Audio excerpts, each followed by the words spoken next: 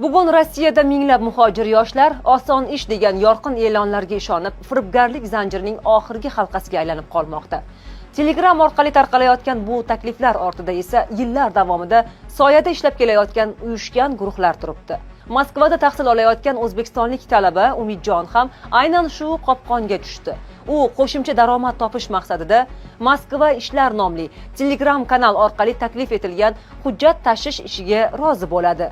Biroq qisqa vaqt ichida Umidjon maxfiylik, deportatsiya bilan qo'rqitish, pasport nusxasini olish kabi bosimli jarayonlarga tortiladi va natijada uyushgan guruh tarkibida firibgarlikda ayblanib hibsga olinadi.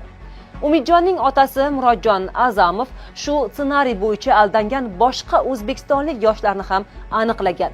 Demak, bu tasodifiy holat emas, balki tizimli muammo ekanligi oydinlashadi. Telegramdagi plastik karta, sim karta sotib olamiz kabi e'lonlar pul yuvish sxemalarining bir qismi ekanligi mutaxassislar tomonidan ochiq aytilmoqda. Lekin kanallar yopilsa ham ularning o'rnida yangilari paydo bo'lyapti. Natijada jinoyatni tashkil qilganlar emas, balki ish izlab chiqqan yoshlar qo'lga tushmoqda. Voqeaning batafsil tafsilotini Kun.uzning YouTube kanali orqali tomosha qilishingiz mumkin.